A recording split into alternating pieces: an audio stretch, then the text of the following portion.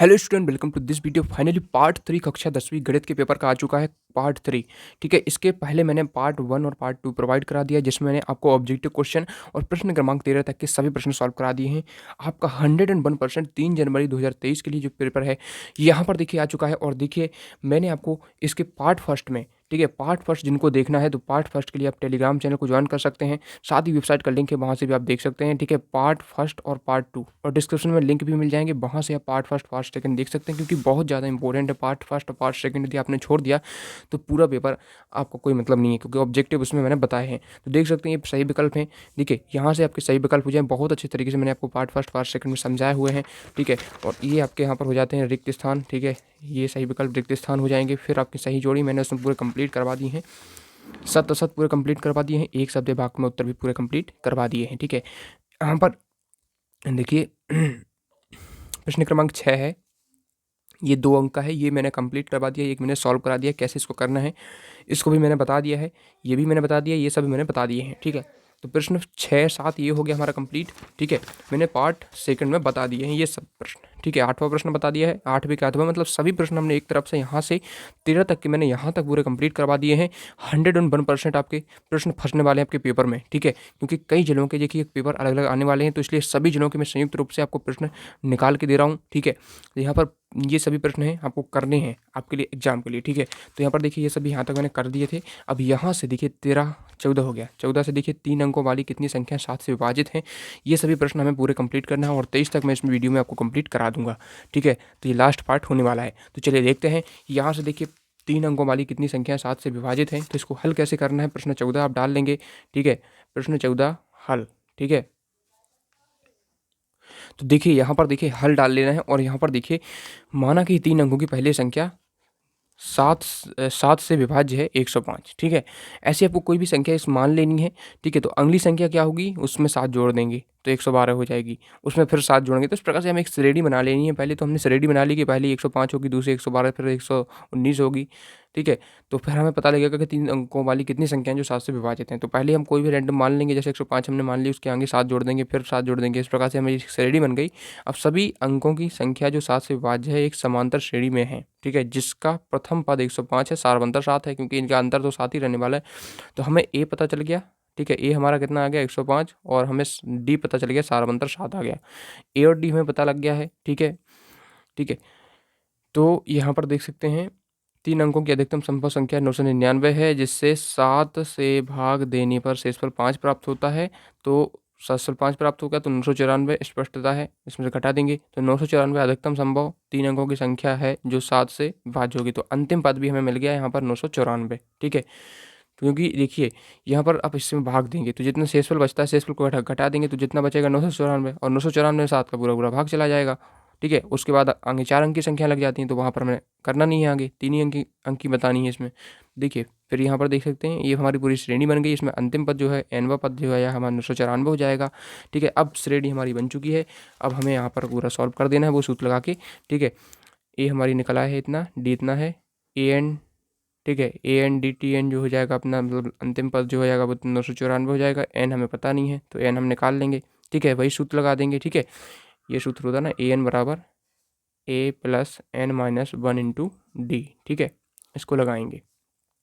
A N हमें पता है 994 है। ठीक है, तो 994 को हम ऐसे लिख देंगे, बराबर में लिखेंगे a plus n minus 1 into D.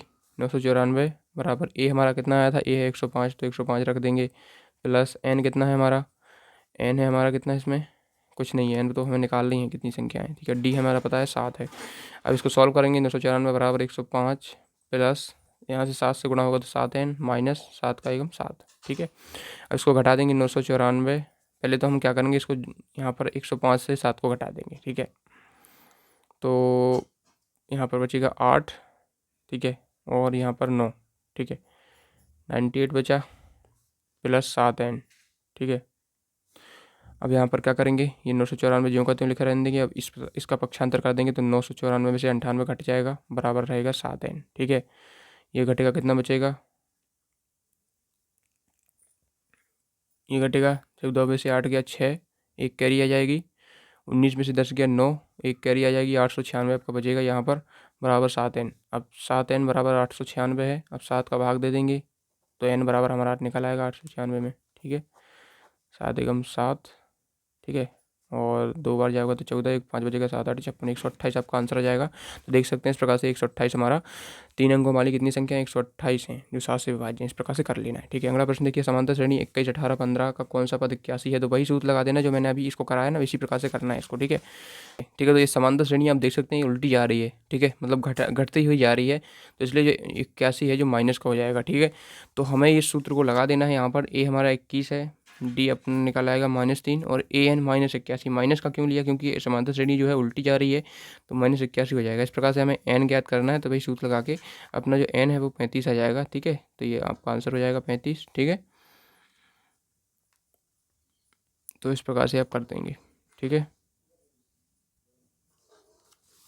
उसके बाद देखिए, आकृति डी ई समांतर बी सी है और है ई सी ज्ञात करना है, मतलब ई और सी जो है यहाँ पर इसको आपको ज्ञात करना है। तो इसको कैसे ज्ञात करना है, चलिए इसका आंसर हम देख लेते हैं। तो देखिए यहाँ से आप लिखेंगे माना ई सी बराबर x सेंटीमीटर, इसको हम x सेंटीमीटर मान लेंगे, ठीक है। वही है, इसको हमने x सेंटीमीटर मान लिया है, ठीक है। इसको मान लेंगे x सेंटीमीटर। अब यहाँ पर दिया है हमें डी ई समांतर बी सी, मतलब ये जो डी ई है वो बी सी के समांतर है, ठीक है। ये दो रेखाएं इसको समांतर हैं एक दोनों, ठीक है, ये दोनों। तो आधारभूत समानुपातिकता प्रमेय लगा देंगे, तो इसका मतलब होता है ए डी बटे डी बी, मतलब जो ए डी है ये वाला ये जो भुजा है वो बराबर होगी ए ई बटे ए ई सी के, ठीक है। जैसे मतलब ये इतनी जो भुजा है, इतनी यहाँ से यहाँ तक, इसके बटे में पूरा, तो इसके बटे में भी पूरा इसके बराबर होता है, ठीक है। तो इस प्रकार से सूत्र लगा देंगे, और ए डी हमें पता है 1.5 सेंटीमीटर है, और ये पूरी पता है ए बी 3 है, ठीक है, बराबर में। ए ई हमें पता है 1 है, लेकिन ये हमें निकालना है, तो हम बस इसको ये गुणा कर देंगे, तो ये एक्स बराबर हमारा 2 सेंटीमीटर आंसर हो जाएगा, ठीक है। इस प्रकार से करना है। अगला प्रश्न देख लीजिए, आकृति पी एस बटे एस क्यू बराबर पी टी बटे टी आर है। इसमें तो सिद्ध करना है कि क्यू कोण पी क्यू, अच्छा, त्रिभुज पी क्यू आर समद्विबाहु त्रिभुज है, तो इसको ऐसे आपको सिद्ध करना है, ठीक है। तो इसका आंसर आप देखिए, अच्छा त्रिभुज है, तो देखिए इसका आंसर। तो देखिए यही प्रश्न है आपका, आकृति में ये सब इतना दिया हुआ है, तो त्रिभुज है, सिद्ध करना कि समद्विबाहु त्रिभुज है। तो ठीक है, यहाँ पर हल दिया गया है, हल दिया है पी एस बटे यू सबको दिया है, ठीक है। अतः एस टी समांतर है क्यू आर के, जो एस टी है क्यू आर के समांतर है, ठीक है। इसलिए जो कोण एस जो बनेगा यहाँ पर, जो कोण एस है पी एस टी इसको बोल सकते हैं, बराबर होगा कोण पी क्यू आर के, इस कोण के बराबर होगा पी क्यू आर के, मतलब इस कोण के बराबर होगा, ठीक है। ये कोण ये तो एक ही से है, संगत कोण है। साथ ही यह भी दिया है कि पी एस टी जो है, कोण पी एस टी बराबर है कोण पी आर क्यू के, P S T P R Q ये भी बराबर इसमें दिए गए हैं, ठीक है।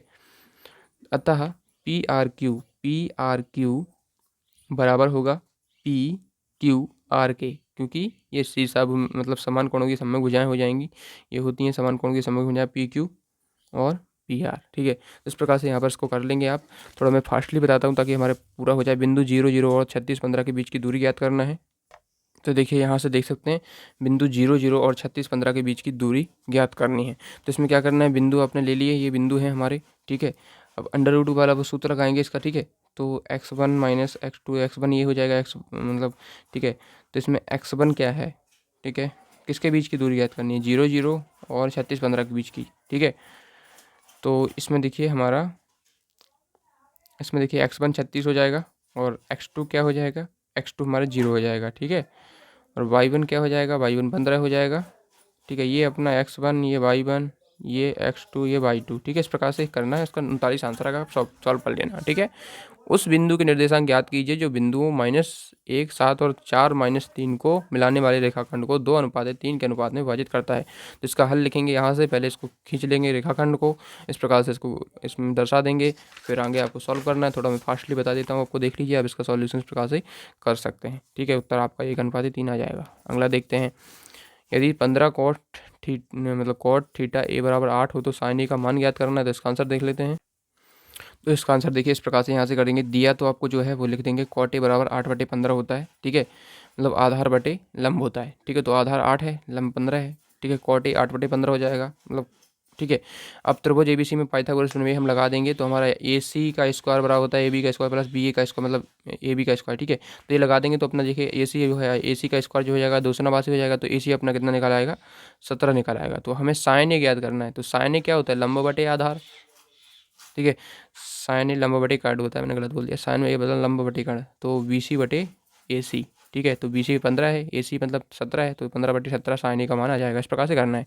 यदि साइन थीटा बराबर कॉस थीटा हो तो थीटा का मान ज्ञात करना है। तो देखिए इसमें देख लिखते हैं साइन थीटा कॉस थीटा हो तो थीटा का मान ज्ञात करना है। साइन थीटा बराबर कॉस थीटा हमने लगा दिया। अब कॉस को हम लिख सकते हैं साइन 90 माइनस थीटा। ठीक है, अब यहाँ पर देखिए साइन से साइन हम काट देंगे तो थीटा बराबर 90 माइनस थीटा बचेगा। ठीक है, अब यहाँ पर थीटा प्लस थीटा, थीटा का पक्षांतर कर देंगे, थीटा प्लस थीटा बराबर 90, 2 थीटा बराबर 90 और थीटा बराबर 45, क्योंकि यहाँ पर 2 से 90 कट जाएगा तो 45 बचेगा।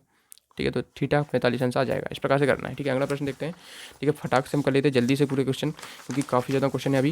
देखिए एक धरती पर मतलब धरती पर एक मीनार ऊर्ध्वाधर खड़ी हुई है। धरती के एक बिंदु से जो मीनार के पास से 15 मीटर दूर है, यहाँ पर मीनार के शिखर का उन्नयन कोण 60 है, तो मीनार की ऊंचाई। सिंपल सा क्वेश्चन है। देखिए बहुत ज़्यादा पूछे जाते हैं इस चैप्टर से ये वाले क्वेश्चन, और बहुत ही ईजी होते हैं, इसमें कोई ज़्यादा कठिन नहीं होते हैं। बस आपको जो दिया है उसी के आधार पर करना है। और इसमें देखिए क्या क्या दिया है, हमें ऊंचाई दी है और आधार दिया है। ठीक है, मतलब लंबाई लंब और मतलब लंब दिया है, आधार दिया है। ठीक है, तो लंब बटे आधार दिया है, तो वही हमें सूत्र लगा देना है। इसमें देखिए ये मीनार बना लेंगे आप। ठीक है, यहाँ पर कोण 60 दर्शा देंगे, ये सब लिखने की ज़रूरत नहीं है, आप अपनी भाषा में भी सिंपल सा लिख सकते हैं। डायरेक्ट लिखेंगे 1060 बराबर ए बी बटे बी सी। ए बी अपना दिया नहीं है, ये तो हमें ज्ञात ही करना है, लंबाई ज्ञात करनी है। ठीक है, अच्छा आधार दिया है, लंबाई नहीं दी है।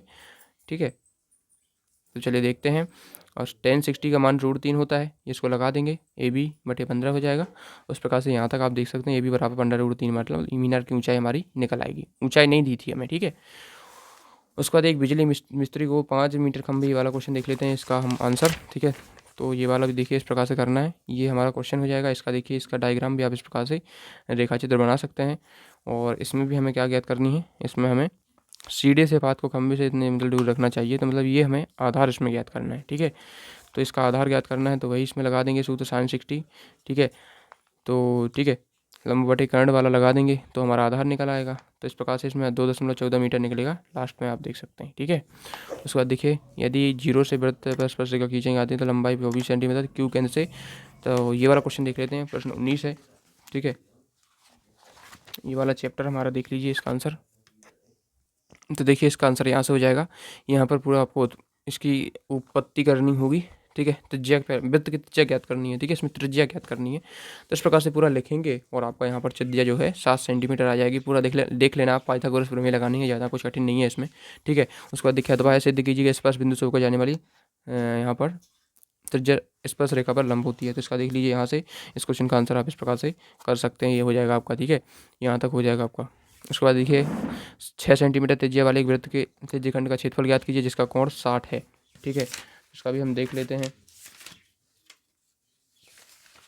देखिए ये रहा इसका आंसर। यहाँ से देखिए दिया है थीटा दिया है 60, त्रिज्या 6 सेंटीमीटर, वृत्त त्रिज्यखंड का क्षेत्रफल हमें ज्ञात करना है। तो क्षेत्रफल का सूत्र थीटा बटे 360 इंटू पाई आर स्क्वायर लगा देंगे। ठीक है, तो वही है, बस उसको सॉल्व कर लेना। 22/7 पाई का मान रख देंगे, आर हमें दिया ही है, बस इसको सॉल्व कर देना, इतना आंसर हो जाएगा। ठीक है, अगला देखते हैं।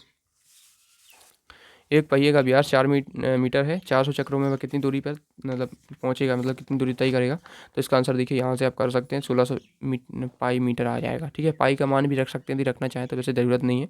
उसके बाद देखिए एक खिलौना है, 3.5 सेंटीमीटर वाले शंकु के आकार का है, तो इसका आपको अर्धगोले पर अध्ययन होता है। इस खिलौने की संपूर्ण ऊंचाई ज्ञात करनी है, और इसका संपूर्ण ऊंचाई तो दी है 15.5 दी है। इस खिलौने का संपूर्ण पृष्ठीय क्षेत्रफल ज्ञात करना है। ठीक है, चलिए इसका आंसर हम देख लेते हैं। ठीक है, तो देखिएगा यहाँ पर इसका आंसर हो जाएगा। ठीक है, यहाँ से आपको शंकु की त्रिज्या दी है, ऊंचाई दी है, अर्धगोले की त्रिज्या भी हमें दी गई है। ठीक है, तो इस प्रकार से आपको इस प्रकार से कर लेना है। ठीक है, त्रिज्या की ऊंचाई का सूत्र लगा देंगे पहले, तो टोटल हमारा लास्ट में 572 सेंटीमीटर आंसर आ जाएगा। पूरा देख लेना आप अच्छे से।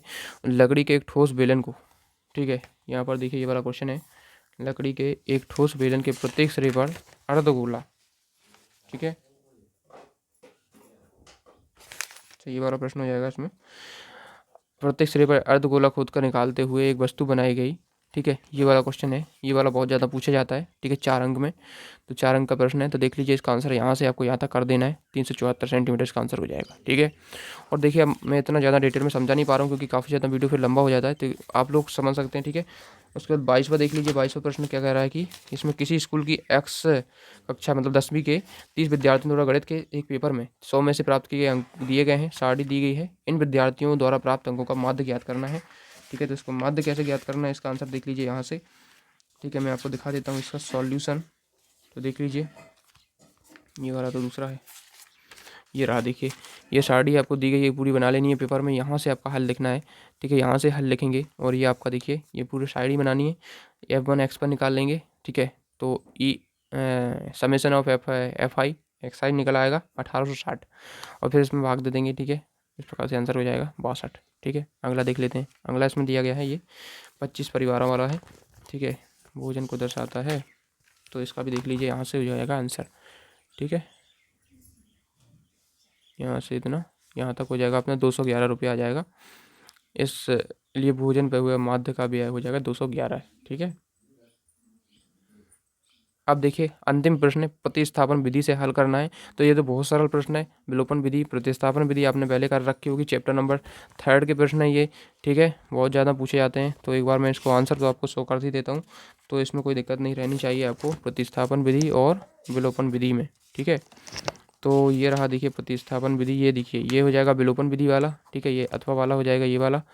तो देख लीजिए इसका हो जाएगा यहाँ पर विलोपन विधि से हल करना है। तो ये आपका देखिए यहाँ से आपका देखिए एक्स और वाई के मान यहाँ पर आ जाते हैं। ठीक है, उसके बाद प्रतिस्थापन वाला भी देख लेते हैं। देखिए प्रतिस्थापन विधि का ये रहा और इसका आंसर देखिए यहाँ पर एक्स का निकला इतना और वाई का हम देखिए इसी में मान रख देंगे। तो ये हमारा वाई का मान भी यहाँ पर देखिए 0 आ जाएगा। ठीक है, यह मान समीकरण 3 में रखने पर हम पाते हैं, तो फिर हमारा एक्स और वाई दोनों ही 0 ही आ जाएंगे। ठीक है, तो इस प्रकार से हमारा पूरा सॉल्यूशन हो जाता है पेपर का। हमने आपको पूरा कंप्लीट करवा दिया है। तो चलिए अब मिलते हैं नेक्स्ट पेपर में। ठीक है, थैंक्स फॉर वाचिंग। वीडियो पसंद आए तो वीडियो को लाइक कर लीजिए, चैनल पर नए सब्सक्राइब करना, ताकि इस प्रकार से आपको सभी वीडियोस आपको मिलते रहें। जैसे गणित का हमने बताया, आगे के पेपर भी आपको बताएंगे। थैंक्स फॉर वाचिंग, मिलते हैं नेक्स्ट वीडियो में। सब्सक्राइब जरूर करना, साथ ही टेलीग्राम को ज्वाइन करना मत भूलिए।